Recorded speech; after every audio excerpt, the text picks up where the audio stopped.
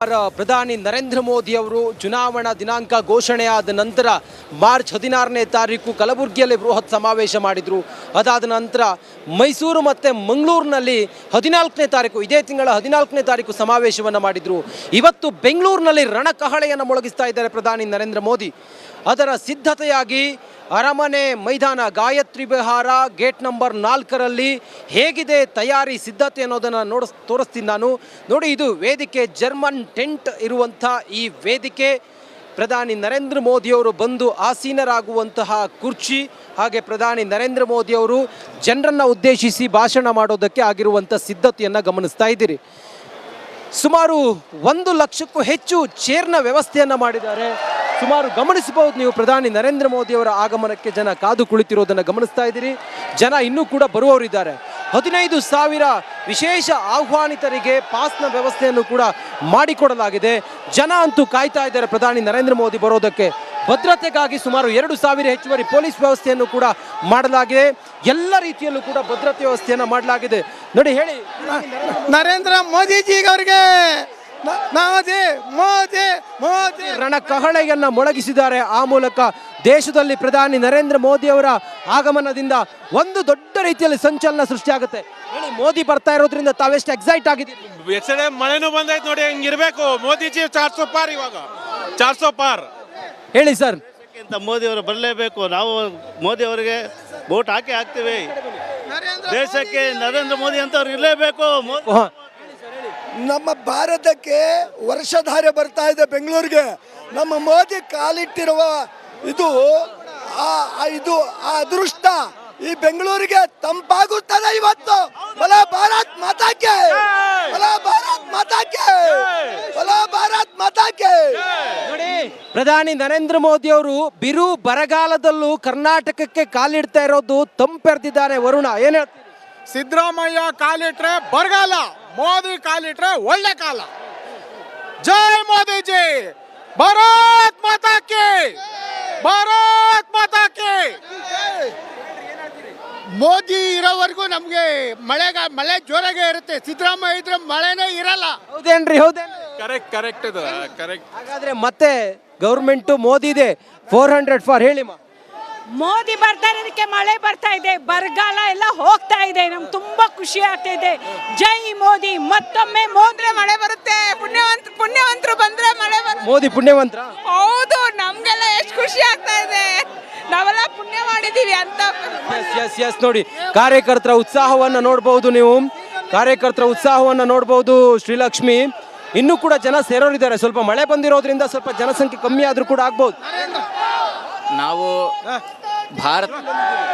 ನಾವು ಮಂಡ್ಯದಿಂದ ಬಂದಿದ್ದೀವಿ. ನಾವು ಭಾರತವನ್ನು ಪಾಕಿಸ್ತಾನ ಮಾಡಬಾರ್ದು ಅಂದರೆ ಮೋದಿಯವ್ರನ್ನ ಗೆಲ್ಲಿಸಲೇಬೇಕು. ಕಾಂಗ್ರೆಸ್ಸನ್ನು ಪಾಕಿಸ್ತಾನವನ್ನು ಮಾಡೋದಕ್ಕೆ ಹೊರಟಿದ್ದಾರೆ. ಇಡೀ ದೇಶದ ಎಲ್ಲ ಜನತೆಗೂ ಗೊತ್ತಿದೆ, ಭಾರತ ಪಾಕಿಸ್ತಾನ ಆಗಬಾರ್ದು, ಅಫ್ಘಾನಿಸ್ತಾನ ಆಗಬಾರ್ದು. ಭಯೋತ್ಪಾದಕರಿಗೆ ನಮ್ಮ ಭಾರತ ಮಾತೆಯನ್ನು ಮಾರಬಾರ್ದು ಅಂದರೆ ನಮ್ಮ ಮೋದಿಯವ್ರನ್ನೇ ಗೆಲ್ಲಿಸಬೇಕು. ರಾಹುಲ್ ಗಾಂಧಿಯವರು 1 ಲಕ್ಷ ಅಲ್ಲ 50 ಕೋಟಿಯನ್ನು 1 ತಿಂಗಳಿಗೆ ಟ್ರಾನ್ಸ್ಫರ್ ಮಾಡ್ತೀನಿ ಅಂದರೂ ಕೂಡ ನಮ್ಮ ಭಾರತ ಮಾತೆಯನ್ನು ನಾವು ಮಾರೋದಿಲ್ಲ. ಕಾಂಗ್ರೆಸ್ ಓಟ್ ಹಾಕೋದು ಅಂದರೆ ಭಾರತ ಮಾತೆಯನ್ನು ಮಾರೋದು ಅನ್ನೋ ಲೆಕ್ಕಕ್ಕೆ ಅವ್ರು ನಡ್ಕೊಳ್ತಿದ್ದಾರೆ. ಒಂದೊಂದು ಘಟನೆ ನಡ್ಕೊಳ್ತಿದ್ದಾರೆ. ಮೋದಿ ಗೆದ್ದರೆ ಭಾರತ ಗೆದ್ದಂಗೆ, ಮೋದಿ ಸೋತ್ರೆ ಭಾರತ ಸೋತಂಗೆ. ನಮಸ್ಕಾರ, ಜೈ ಶ್ರೀರಾಮ್. ಮಳೆ ಬಂದಿದ್ದಾಳೆ ಗೊತ್ತಾಗಿರಬೇಕು ಮೋದಿಜಿ ಪವರ್ ಏನು ಅಂತ.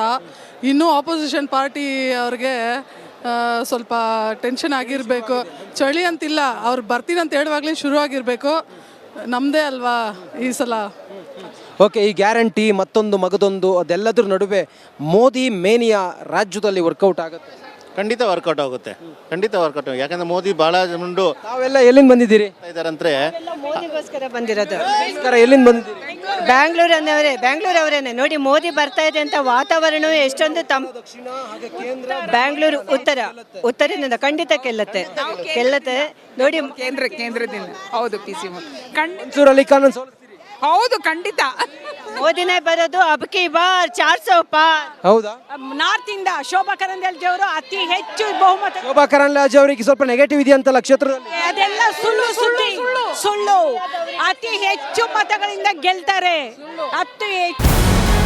ನಮಸ್ಕಾರ, ಕರ್ನಾಟಕ ಪ್ರೈಮ್ ಟೈಮ್ಗೆ ಸ್ವಾಗತ. ನಾನು ಜಯಪ್ರಕಾಶ್ ಶೆಟ್ಟಿ. ಇಡೀ ಕರ್ನಾಡು ಇವತ್ತು ರೆಬೆಲ್ ಆಗಿ ನಿಂತಿದೆ.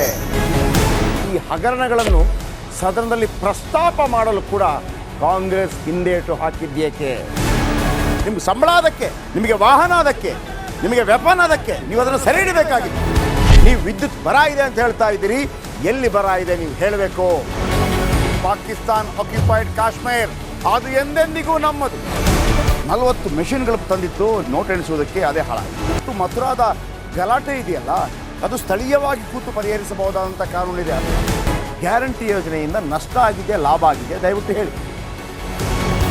Dawood Ibrahim most wanted criminal ಯಾವಾಗಾದ ಅಂದರೆ ಇಲ್ಲಿ ತನಕ ಭಾರತ ದೇಶದಲ್ಲಿ ಓರ್ವ ದಲಿತ ಪ್ರಧಾನಿ ಆದಂಥ ಇತಿಹಾಸವೇ ಇಲ್ಲ. ರಿಪಬ್ಲಿಕ್ ವರ್ಲ್ಡ್ ಆಪ್ ಇದು ಕೇವಲ ಅಪ್ಲಿಕೇಶನ್ ಅಲ್ಲ, ಸಮಗ್ರ ಸುದ್ದಿಗಳ ಸಂಪರ್ಕ ಮಾರ್ಗಕ್ಕೆ ಕ್ರಾಂತಿಕಾರಿ ಬದಲಾವಣೆ. ರಿಪಬ್ಲಿಕ್ ವರ್ಲ್ಡ್ ಆಪ್ ಕೇವಲ ಸುದ್ದಿ ಅಪ್ಲಿಕೇಶನ್ ಅನ್ನ ಪರಿಚಯ ಮಾಡ್ತಾ ಇಲ್ಲ, ಬದಲಾಗಿ ಡಿಜಿಟಲ್ ಸುದ್ದಿ ಬಳಕೆಯ ಹೊಸ ಯುಗಕ್ಕೆ ನಾಂದಿ ಹಾಡ್ತಾ ಇದೆ.